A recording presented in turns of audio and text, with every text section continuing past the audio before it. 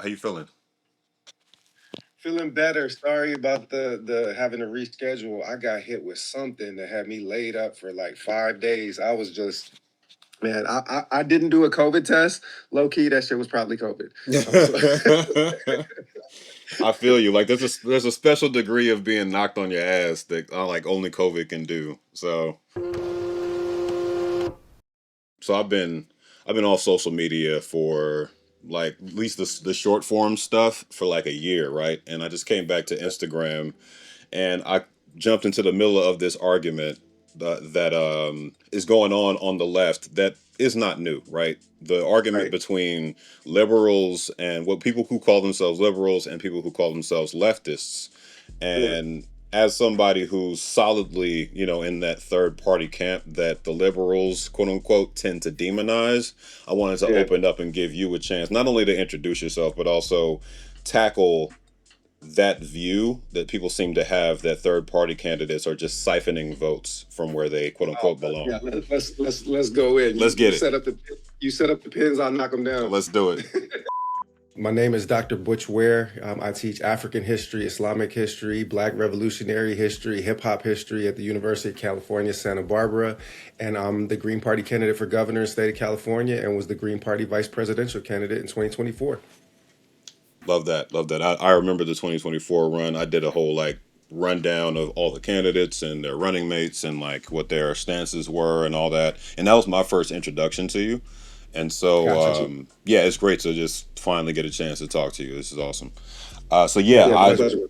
I'd love to tackle the whole topic of liberals versus leftists. Like, where are you coming from when you claim when you run for a party like the Green Party? How do you see the legacy of the Green Party moving forward? Like all these kind of questions. But let's start with liberals versus leftists and where you see leftists as belonging in this fight. Yeah. Definitional conversations first, right? Because until the terms are clear, then people are going to be disagreeing, on fundamentals and not realizing that they have different definitions of the same term. Absolutely. So for me, the left begins with anti-capitalism, right? Mhm. And liberalism is, at least in traditional kind of Marxist understandings, it's part of a broader bourgeois structure that includes liberals and conservatives within it. Inside that structure, liberals are often referred to as the left, but in looking at a traditional kind of political orientation of the broader, political spectrum, the left begins with anti-capitalism, and the term, to be truthful, it's not one that I will usually self-apply for one simple reason, which is that it's actually terminology that's derived from the French Revolution. It was literally based on where people were sitting in a Parisian cafe when they were arguing about the revolution versus the maintenance of the monarchy. The revolutionaries were on the left and the royalists were on the right, and so it became this proxy, for kind of establishment positions versus anti-establishment positions. As somebody that's rooted in African epistemologies and histories, and somebody that always puts our people and our history first, Mhm. I tend to not like self-define through any Western categories, Mhm. but objectively speaking, my political ideology would be definitely described as leftist because it's rooted in anti-capitalism, it's rooted in anti-imperialism, and it is rooted in the Black radical tradition, Mhm. which always drew a clear distinction between liberals and those of us that actually want to overturn the system as opposed to just creating more inclusion in it. Mhm. And the last thing I say, I guess, by way of introduction, is that all of the people that we claim as Black revolutionary heroes and figures were all people that understood that liberalism is essentially a morally bankrupt philosophy, and that the Democrat Party, as its institutional expression, are opponents of black liberation. So Malcolm said of the Democrats, you put them first and they put you last, and that makes you a political chump. He said the liberal is a fox. It bares its teeth. You think it's smiling, you're on the menu. The conservative is a wolf. When it bares its teeth, it's into a vicious snarl that leaves the black man no illusion as to where he stands. So for Malcolm, for Assata Shakur, for Huey P. Newton, for Fred Hampton, for James Baldwin, for all of our black revolutionary ancestors, they understood, as Kwame Ture is another one, right? Formerly Stokely Carmichael. They understood liberalism as something that was definitionally opposed to black liberation. Yeah, I appreciate those definitions because even people who study this stuff, people who live this stuff and do the work on the ground can get caught up in the labels and the Yep. difference between the labels, how what they mean, because they're also evolving, right? They're evolving with language, they're evolving with the times, and so to that point, how would you see in today's politics, like right now, how would you Yeah. see where you're positioned? I think you gave a good intro to where you're positioned, but I want to get, I Yeah. guess, a more modern framework for where you stand today versus where you see the Democratic Party today. Beautiful question. So, Malcolm, in his line about the Democrats that I just quoted, he was speaking in 1964. Right. And objectively, the current iteration of the Democrat Party is so far to the right of where the Democrats were in 64 or in 1980 that you literally cannot, like, for example, Ronald Reagan is associated with trickle down economics. The kind of modern language to describe trickle down economics is neoliberalism. Hmm. It's when you allow the private sector to take a cut off the top before anybody else eats. Now, the current iteration of the Democrats is significantly to the right of Ronald Reagan when it comes to trickle down economics and neoliberal policies. So, where the Democrats currently are actually is that they are an extreme far right party. It's just that there is another extreme far right party that is right there twinning with them, right? Just a shade to their right, and not even really a shade to their right with respect to policies, because the policies actually tend to be the same policies. The policies are never-ending war and imperialism abroad, Hmm. and never-ending capitalist exploitation at home. It's just that one of those expressions of right-wing fascism comes with a smile. So it's like, do you want fascism or do you want fascism? And you really just have to choose the affect that you want, because the truth of the matter is that from the standpoint of our black revolutionary tradition, those are two white supremacist, capitalist, and imperialist parties. Hmm. So and all black revolutionary organizing has taken place outside of the framework of those two parties. So where they sit now is actually significantly to the right of Reagan. You can't see Reagan from where Gavin Newsom currently sits. Right, he is too far to the right for you to even, peep him with your ocular perception. Right, like it is that big of a distance. And I think that a lot of black folks, especially black liberals, have come to personally identify with the Democrats, right?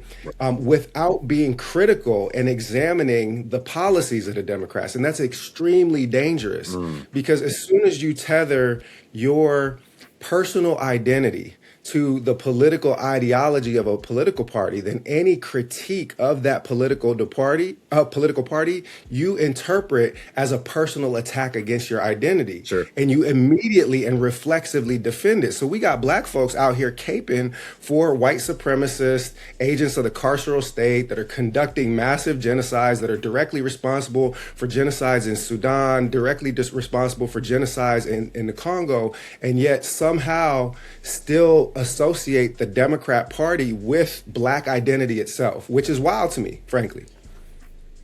It's definitely wild. I think what I've seen, because I'm going to lapse into my devil's advocate here, just for Please sake of do. for sake of You argument. got to push back. Yeah, yeah, because like I've been in the middle of these kind of arguments, mainly on Threads, because I just discovered there's a whole other app attached to Instagram. I'm a little bit getting aged out of social media and all the newer apps, which I'm sure you can relate to. Um, I can relate much more to you. I'm 52 years old. yeah, I I know figured the you could people relate don't more always than me. crack, light skinned black don't crack either. But yeah, no, I'm definitely aged out of these apps. Just trying to keep up. Yeah, man, exactly. So like what I've been seeing is all the pushback. It's ferocious. Like the liberal Democratic Party side of things, the pushback is very intense. And even when I've expressed some kind of like, yeah, but like y'all keep saying we can go more progressive next time and next election and next election and this is the election of our lifetimes and Trump is an existential threat. And look, like to some extent, I see their point, right? So like the Sure. devil's advocate I want to bring up is that look on the social side, are they really that close? Are these parties that close? Because one of them flipped Roe v. Wade. One of them is extremely antagonistic towards any kind of liberation directed or diversity inclusion period directed towards minorities. Sure. One of them created the structure that ICE currently is, like its current iteration. And one could argue, probably successfully, that if, for example, Kamala Harris had won the presidential election, that a lot of this wouldn't be happening. So, Mm. what is a radical's response to that kind of assertion of the distance between these parties not being as Yeah. close as you insist? The relationship between Team Blue genocide and Team Red fascism is that one steals while the other holds the bag. So while you argue that the Republicans were responsible for overturning Roe v. Wade, which is correct, the question can be flipped.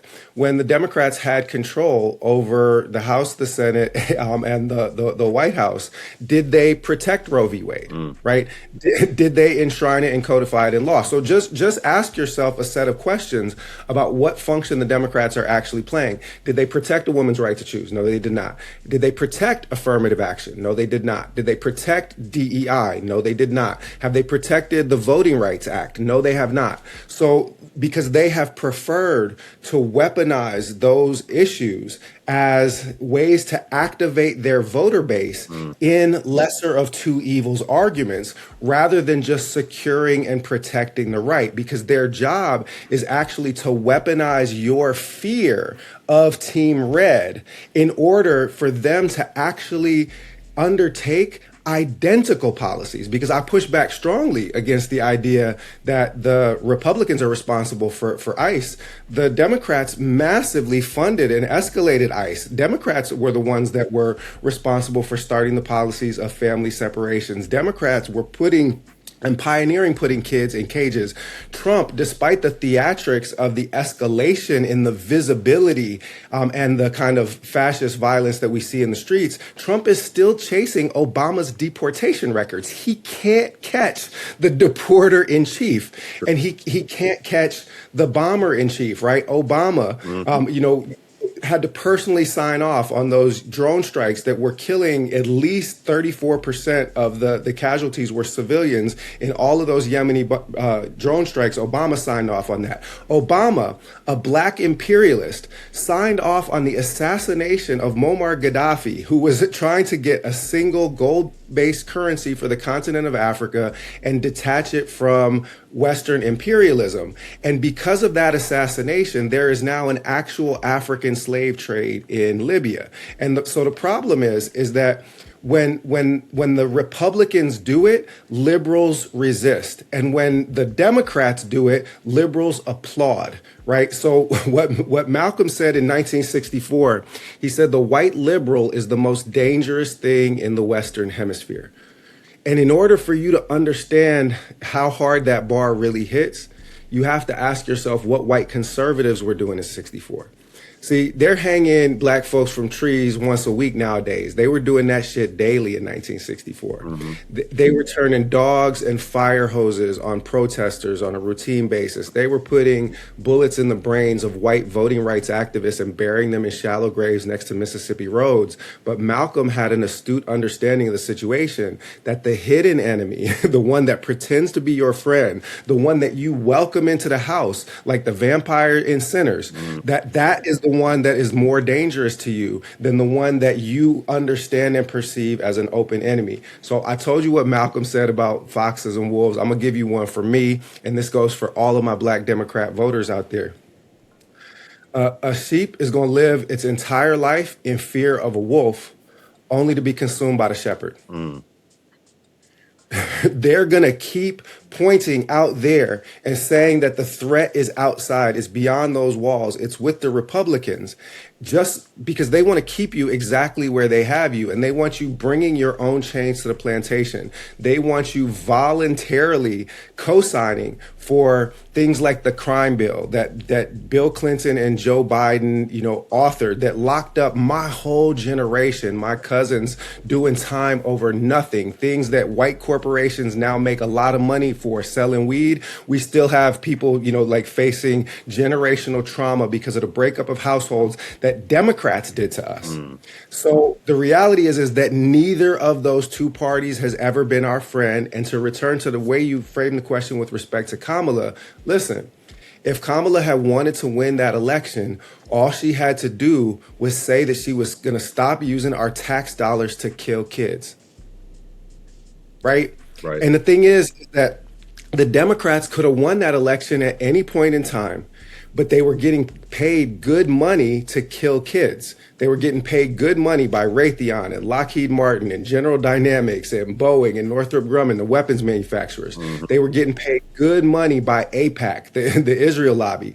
So they preferred to lose that election and preserve their donor base, as opposed to winning that election and risking their donor base, because the Democrats are like a boxer that is getting paid more money to throw a fight than the prize money to win it, right? She raised $1.5 billion in 108 days, and they never had internal polling that showed them winning the election. So what does that tell you? Great counterpoints. I don't think I've ever heard it stated that way, and I think it does. It kind of brings to the forefront the argument that while the most passionate liberals that I've discussed this with, argued with, their whole thing is like, look, no matter what you're saying on, no matter what leftists are saying, no matter what radicals are saying, the reality of this is we have a two-party system, de facto two-party system, and any vote that is for a third party or vote that is abstaining is effectively a vote for the opposition. And obviously there's holes in that logic, but at the same time, right, that simplicity very much appeals to a lot of people, and it's why a lot of people end up voting Democrat, because they're like, look, like me included, like last election, I was like, I got two choices here. I'm gonna try to prevent Trump getting in office because we saw what happened last time. To me, it was obviously the lesser of two evils, but I did not feel good in that. I felt that my arm was being twisted to vote for the lesser of two evils. I personally am tired of that being the argument every 2 years, every 4 years. But yeah, I just wanted to get your thoughts on the real dichotomy that a lot of voters face, since the system isn't, it isn't broken down and changed yet. It's still the one we have. We don't, in point of fact, have a two-party system. That's nowhere in our Constitution. That is a fabrication. And actually, the great, Black Studies professor Jared Ball pointed out in a recent book review that the lesser of two evils argument was actually formulated by the CIA in the 1960s to try to prevent the emergence of genuine leftist politics, and especially of genuine Black leftist politics. So it's a psyop, and we are living under it. The people that live outside of the constant mental conditioning to which we are subjected see through this. Julius Nyerere, first president of Tanzania, said, "Of course, the United States is a single party state, but with typical American extravagance, they have two of them." Right? What we perceive from the inside as a battle between Democrats and Republicans is actually a factional dispute inside a single capitalist imperialist white supremacist party. Mm. They alternate power back and forth, and that's it.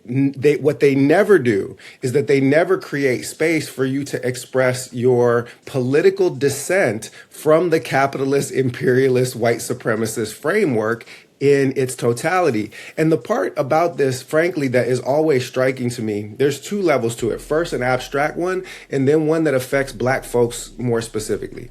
First, in the abstract. 63%, this is a 2023 Gallup poll, 63% of registered voters say that both parties do such a, quote, poor job that we need an independent third party.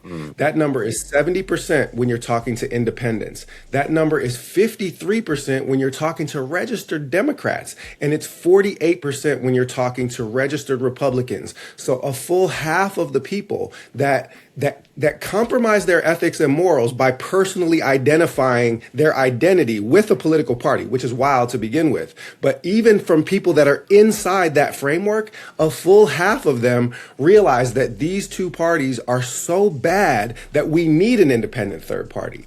And yet those same voters allow themselves to be gaslit into voting for things that they objectively do not want because they are constantly fear-mongered about it being worse on the other side. And I just want this to be clear.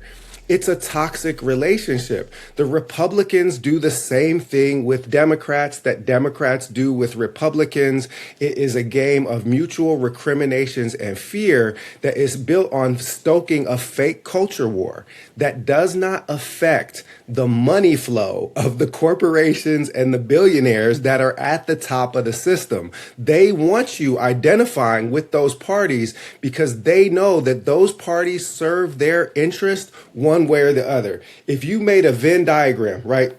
One circle represents the donor base of the Democrats. The other circle represents the donor base of the Republicans. You're going to be staring through a single circle, right? And the reason is it's the same corporations are funding both sides. So how do you believe that it's actually the battle between good and evil when it's just a factional dispute for control of a single corporate entity? Right? Yeah. And I didn't get to the part that with the Black folks, but I see you reacted, so I want to let you back in. Yeah. No, that Venn diagram argument is probably the last thing that I would posit as a devil's advocate. And like arguments I've heard from liberals is that, yeah, corporations fund both of these parties. We acknowledge that. We've seen the data, but their voting record is not the same. And like that's the excuse thrown out by a lot of Democrats is that, yeah, I got these donors, I got that donor, but did it show up on my voting record? Did it show up on the actual actions I took? Like what's the response to that? Every single study, and I should have had notes prepared for this, but you can Google this right now, is that I'll do it. Every single study shows that there is precisely no correlation between what either the Democrat voting base or the Republican voting base want and what our elected officials do. But there is 100% correlation between what the donors class wants and what the political parties do. And the reason is simple. Who funds you runs you, right? that who funds you runs you. Yeah. The way they used to say it back home, the one that paid the piper called a tune, right? All right, so I did look this up, and one study sent to me by Dr. Ware called Testing Theories of American Politics indicates that, yes, economic elites and organized groups representing businesses have substantial independent impacts on policy, while mass-based interest groups and average citizens like you and me have little or no independent influence. So that backs Dr. Ware's point. However, there's studies done more recently in 2019 by the New York Times as an example that shows some nuance to that point, right? If not an absolute kind of diametric opposite viewpoint. Let's give an example, right? There's less generous welfare benefits in more conservative states. There's a chart that clearly graphs the difference as you get more conservative across the axis. And it's the same for sales taxes, which are more aggressive, meaning they penalize poorer people. Sales taxes are higher in more conservative cities on average, as you can see in this graph. So clearly, liberalism and conservatism in specific locations heavily impact how those politics swing in that state or in that region. But on the whole, people who have resources who happen to agree with the majority of the population are the real ones making the impact. That's what Dr. Ware is arguing, and to me, that's what the data shows in these reports. Both of those are included in the cited sources. Those corporations and billionaires are guaranteeing outcomes that do not affect their money, and they want you divided fighting over fake things that don't affect them. And for black voters, this should be particularly odious for the following reason, and this is really, really critical that our people understand. The Democrats cannot win an election for dog catcher without getting 80% of the black vote, Right. which means that we, black voters, are the only thing keeping the Democrats alive. Every single injustice that they are complicit in, we are ultimately the demographic bedrock on which all of that exploitation rests. And what do we get in return for it? Right? What do we get in return for our fidelity to this party that openly destroys us and has open contempt for us and can only ever tell us, yeah, we suck, but you have to vote for us because those guys suck harder. Like, do you understand that unless and until you are willing to vote them out of power, they have exactly no reason to listen to anything that you say or to accede to any of your demands? Because as long as they understand you to be a faithful voting bloc that they can take for granted and that they can weaponize your identity politics against your own interests. Is this sounding familiar? This is what we always say about Republicans and white working class voters. Well, the same goddamn thing is true of black voters. We are constantly manipulated into exercising identity politics to endorse policies of carceration and of endless war and of poverty and of spending our money on warfare abroad rather than education at home, and telling ourselves that it's harm reduction. It is not harm reduction. Malcolm, in 1964, his speech, The Ballad of the Bullet, he said, I'm gonna knock on every door in Harlem, and we're gonna register every black face behind every door. Not as a Democrat, not as a Republican. We are going to say, show us your card. And whoever did not have the responsibility to register themselves, we will have words with them, and we might just move them out of town. It's going to be the ballot or the bullet. Now, I want people to reflect on this for a moment. Malcolm believed that electoral political interventions were a necessary tool for a true black liberation politics, but he understood absolutely that that cannot take place within the framework either of the Democrat Party or the Republican Party. And this was the unanimous position of all the black revolutionary figures that we claim to respect. So I do believe that electoral political interventions can be critical. However, they are never going to get us to liberation if we continue to sign away our power to a party that holds us in open contempt. Appreciate that breakdown. That's definitely, I think presents a lot of interesting points that, in my opinion, do serve to bolster the claims of people further to the left about like the strategies we should employ. But I think another point that comes from the liberals is like, what does that look like? Like, what's your plan? What's your alternative? And I know obviously you're running for office, so you have plenty of ideas in that regard. Like, how would you answer someone who's like, all right, say I believe everything you just said and the logic tracks.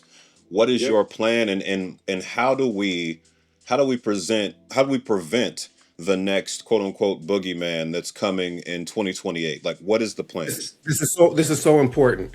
So my colleague Dylan Rodriguez at UC Riverside, he said, and this quote like lives in my head rent free at all times. He said, the Democrat Party is the most effective counterinsurgency organization ever to come into existence in human history. They are where real possibilities for change go to die. Mm, If you remove the Democrats from the equation, actually, American fascism becomes virtually impossible because the core, that hard white supremacist core that is driving the extreme right, is actually a small fraction of people. yep. But people are so disaffected with the Democrats and do not see any possibility of any emancipation coming through their corrupt capitalist imperialist practices that people disengage.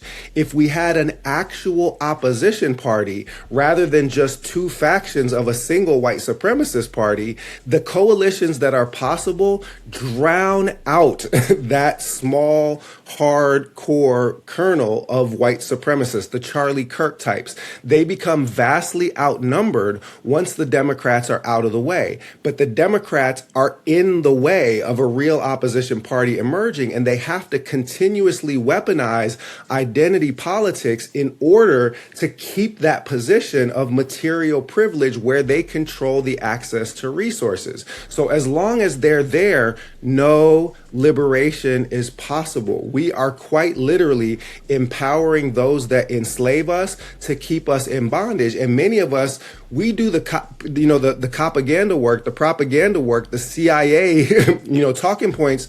We repeat those for free. We give them this massive airtime when in reality, the system is so fragile right now, brother. Hmm. It's so fragile. We can break the duopoly control. At this point in time, 49% of American voters identify themselves as independents. Mm, Only 25% identify as Democrats. Only 25% identify as Republicans.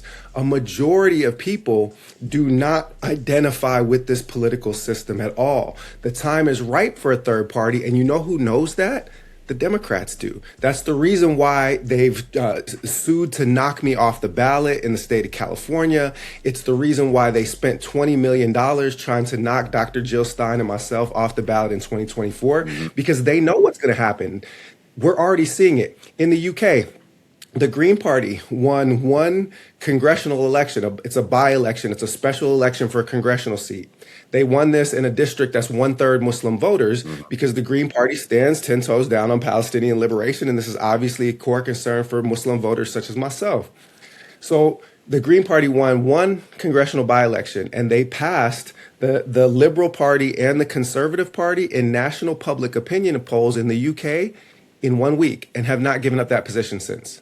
wow. What do you think is going to happen when I win a gubernatorial election or we win a congressional election when the disaffection with the system as a whole is so massive?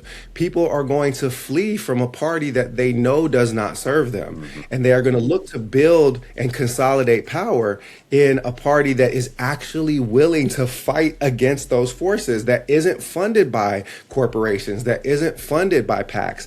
And we know that this message resonates because Green Party candidates for the last 3 years, nationwide, we have won 57% of the elections in which we have stood a candidate for office. That number is actually 78% inside the state of California.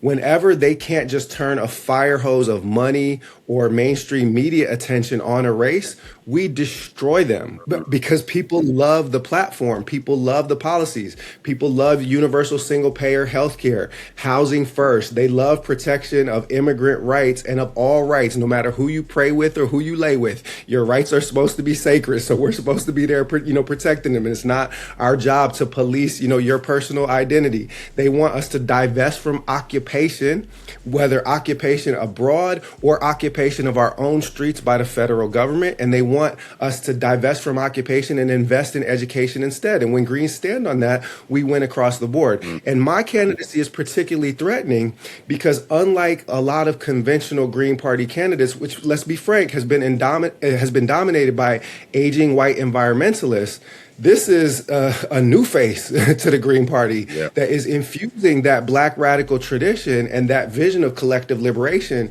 and is taking up the third largest political party and the only of those three that isn't funded by corporate sources, and saying, you want reparations now? This is the party for you. You want Palestinian liberation? This is the party for you. You want protection of immigrant communities? What I'm going to say is the feds are going to have to go through every lawyer and law enforcement officer in the state of California before they so much as touch a hair on the head of any California resident. I'm actually going to use the executive power of the chief office of the executive in the state of California to protect our people. We're going to lead divestment. None of your tax dollars should be used to blow up kids in other countries. They should be used to feed and heal and educate kids in this country, right? Mm-hmm. So you see why that's such a dangerous message to the system, especially when it's being delivered by somebody like me. Like, I converted to Islam when I was 15 years old. Mm-hmm. When I read Malcolm's autobiography, I was leading a Pan-Africanist revolutionary reading group when I was 19 at my university. I've been doing this work for 30 years, not new to this, we true to this. Mm-hmm. And that is something that the system fears. Because Muslim voters already opted off the Democrat plantation in 2024. 53% of Muslim voters voted green. Only 20% for Team Blue genocide, 20% for Team Red fascism. So when you start to think about a political coalition that brings together Muslim voters and black voters and Chicano voters and white working class voters and all of the people, independents and centrists that are just fed up with the corruption in the system and want to see a change, you start to see the kind of electoral coalition that we have been building. And that makes this campaign specifically a direct threat to the continuation of the system of American capitalism and imperialism and white supremacy. There was a lot of I think towards the end of that, what I picked up was kind of a mirror that kind of reflects back the frustration that got Trump carried into office, right? Like he weaponized that. And of course, he weaponized that in a very malignant way, very, very malignant way. But what I'm hearing is not only is there an opportunity to, kind of tackle the duopoly, but use that same frustration, that same fed up feeling that everybody's feeling, even according to the data, and weaponize it behind something like the Green Party that actually stands for things that would directly benefit people. I think, like, based on what I've seen the research, I've seen polling around the fact that even on the right, people are frustrated and fed up. There's splintering happening over there. People don't like Trump over there. Like, he's less popular than he was at any other point.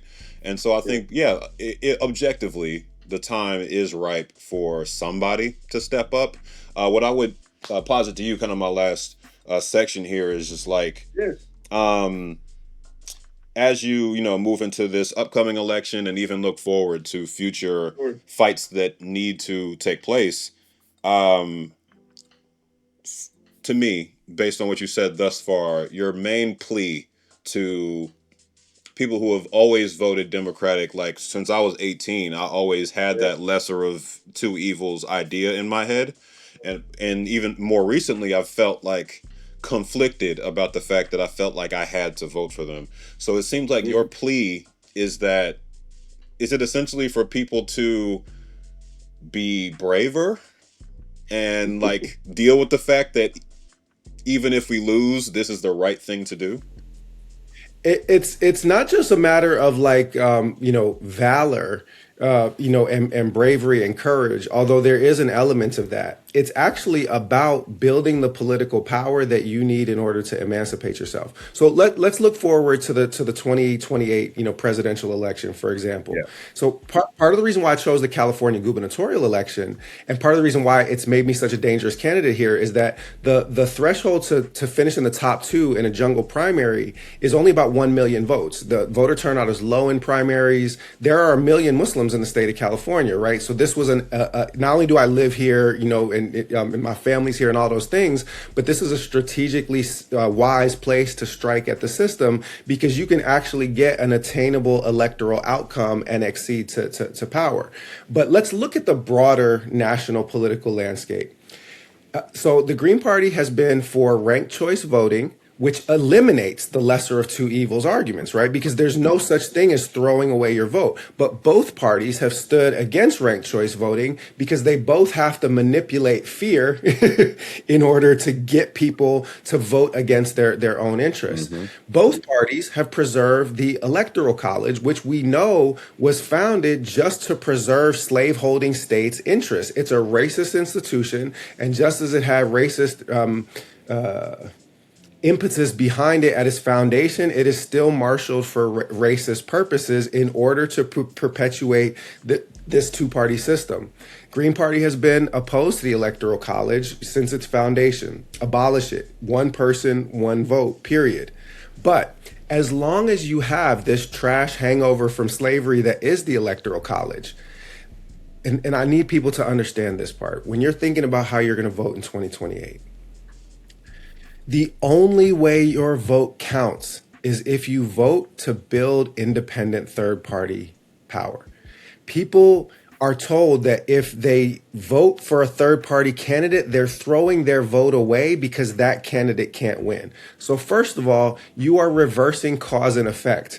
The candidate can't win because you won't vote for them. It's not because that you won't vote for them because they can't win. Yeah. If you vote for them, they'll win. So part of it has to do with that courage, but part of it is actually strategic calculus.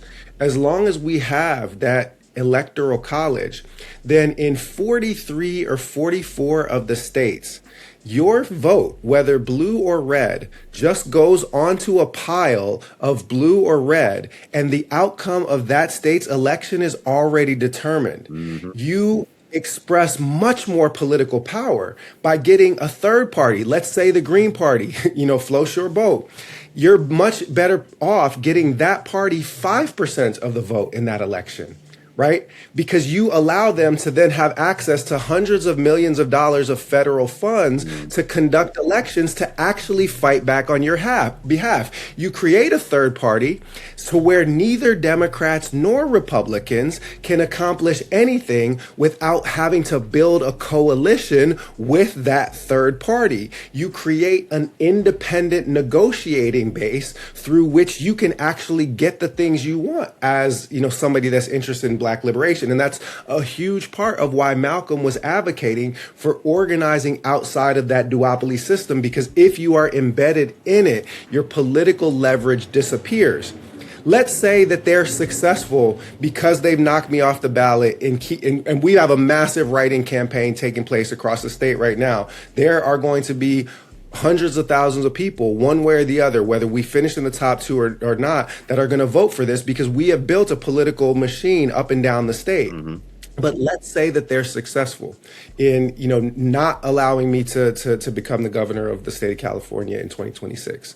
In 2028, whoever's name is at the top of that Green Party ballot, your choice is actually more rational in building power outside of the system than just throwing your vote away on the status quo, because in 44 of those states, it is not going to change the tug of war between blue and red. The only thing that you can do to affect outcomes is to transform the system. And then the last part about this is that for those of you that are still in the state of California right now and are having questions, man, should I really vote for this, crazy talking third party Black dude, with the PhD?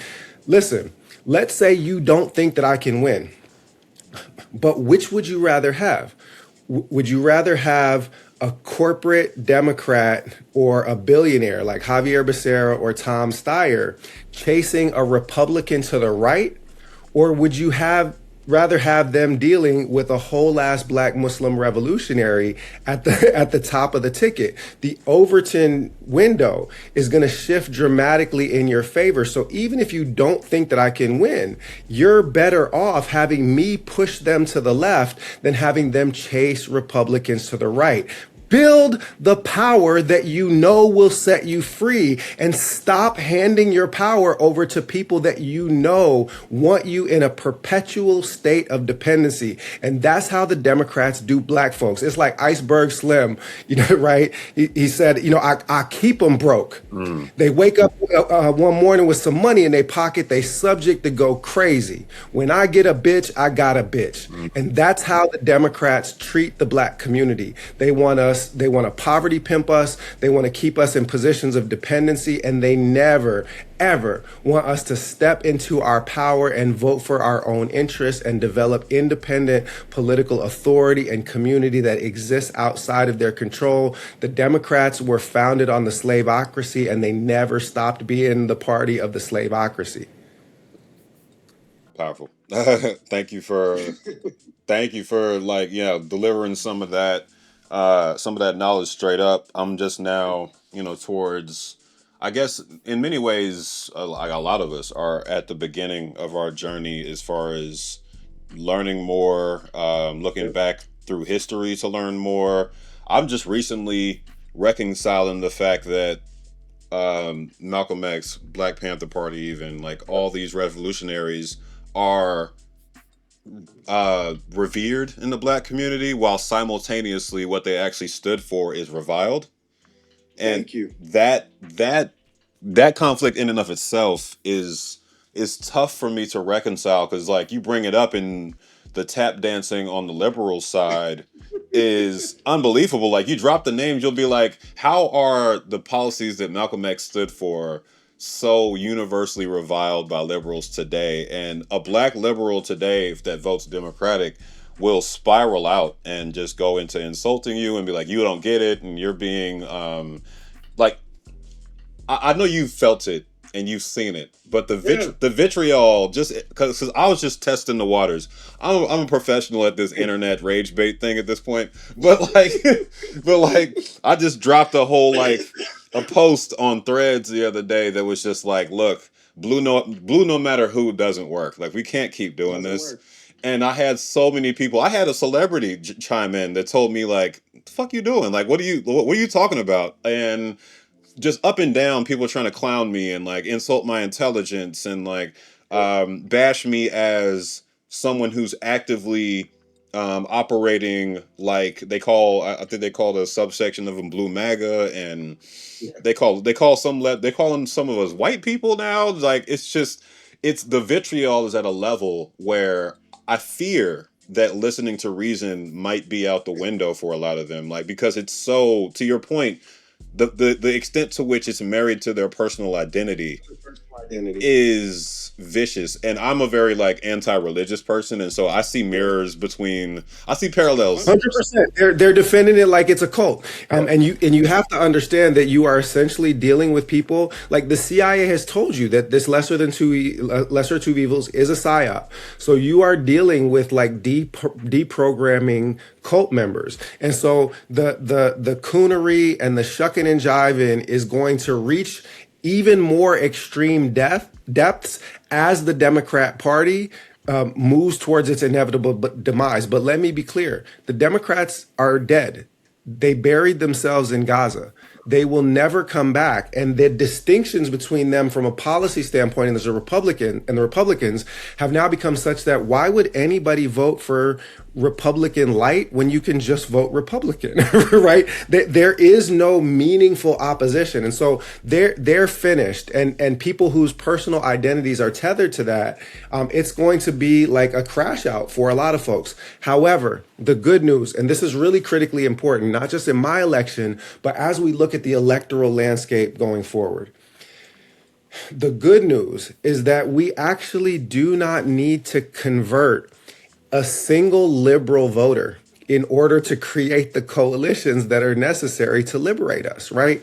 I don't need a single black and blue MAGA voter, right? Because that's what I call them. Yeah. In order to finish in the top two in the primary in the state of California. What we need to do is to actually engage those folks that, because of the corruption of both the Democrats and the Republicans, have never engaged with the political process at all. Like the, so my work with, for example, former street organization leaders in the city of San Diego that have now formed, violence prevention programs, and me saying, I'm an abolitionist. I'm running on a decarceral platform. I'm not going to give money to cops because cops don't keep our community safe. Y'all keep our community safe. I'm going to put the Black Panther Party platform into effect, which means mutual aid plus direct action plus electoral power. And instead of kneecapping your rapid response and your ICE watch the way that the Democrats currently do, I am going to give you legal cover instead of prosecuting you. And I'm going to get resources to communities who are doing the work of keeping our communities safe and of feeding our communities. I'm not going to attack the Panthers. I'm going to help them with a hot breakfast program. And so you start to understand like what kinds of things are possible to engage what the traditional Marxist theory or Huey P. Newton in Revolutionary Suicide, what he called the lumpen proletariat. And this was the brilliance of the Black Panther Party. And I think that it's the thing that they fear the most from me, because my father, I got a PhD. But my father was a locksmith with a sixth grade education, and he hustled to pay the bills, and he stayed strapped, and he was a dangerous man. And I grew up in abject poverty throughout my entire youth, and I was running them streets just like anybody else was until, Malcolm came and got me, essentially, and like rescued my consciousness. And I know that the pimps and the dope dealers and the hustlers and the sisters that are working on the corner, that these are people that have already opted out of the system. They have refused the system, but have not been given a vehicle through which to express their resistance to the system. And that is the group. There were only two organizations really in American history, Black organizations, that engaged that group. One was the Nation of Islam and the other was the Black Panthers. Now, the Nation of Islam was a capitalist organization, which was part of the reason why Malcolm eventually had to leave one way or the other. Yep. Malcolm never identified himself as a socialist, but he was very much an anti-capitalist, as am I. The Panthers married that appeal to the not quite working class, brother or sister on the street, and turned that into political power. When we do that, we are an unstoppable force. And there are still more Black folks that don't vote at all than there are Black folks that vote Democrat. Fair enough. I appreciate you shedding some light on that. And you know how I do, so the research is coming right behind this interview. But I really appreciate you spending some time with me and breaking this down. It's definitely opened my eyes up to some of the, the facts behind the approach you've been taking, and as well as just the passion behind it. So, if there's anything else that you would want, my, I guess, thoroughly mixed audience at this point, I can't say it's all Black, because the bigger the number gets, the more white people are here. So, like, what do you, if there's any closing remarks you'd like to make, floor is yours. Yeah, so the first thing that I say is, I appreciate you opening up the platform and helping to spread the word. I mean, that's part of what the Panthers were all about. The Panthers didn't just build Black communal power. They also were foundational in the creation of the Brown Berets, Chicano organization, Young Lords, Puerto Rican organization, Young Patriots, White Appalachian organization. Black liberation, when it's done right, is collective liberation, because when we stand in our power, we are the most dangerous threat to the system, and we help unplug other folks from the matrix so that they can step into their power. When we work in solidarity, that's an unstoppable force. So that's the first thing that I'll say. We're taking all folks, and it wows people out, because like I did an event at Cal State LA with Vic Mensa and Van Lathan, and Senator Nina Turner and Dr. Melina Abdullah, one of the founders of Black Lives Matter Grassroots. We had this all Black cast of like Black radicals. But when you go out into the hallway, 70% of the volunteers for my campaign are non-Black. Right. This is a universal message that is resonating across the board, because that Black liberation message, when it is carried with authenticity and with moral clarity, then that is something. Yeah, Black folks are getting free, and we taking everybody with us. Right. We're all getting free. And so if that's a message that resonates with you, this is my final call and my final appeal. Malcolm said, we are not outnumbered. we are only out organized, Mm. right? that And then he said, never let your enemy tell you how many of you there are. Never let the man that you are against form your opinions for you. When people listen to me talk in person or even on a live stream, especially black folks, they're like, wait a minute, I remember this. We used to talk like this. Like, this is all familiar. Like, when did we forget? And how did we forget that the Dems are ops? And I know that as soon as you stop listening to me talk, people are going to go back into that state of, mystification, and are going to start to be propagandized again that we can't do this, but we absolutely can. That's why they're spending billions of dollars trying to propagandize you. That's why they're spending millions trying to knock me and this party off of the ballot, is because they know if you step into your power, then their system of exploiting us is doomed, because it actually requires our consent. They can't do it over and against our dissent. So I told you what Malcolm said. Now here's one from Kwame Ture, formerly Stokely Carmichael.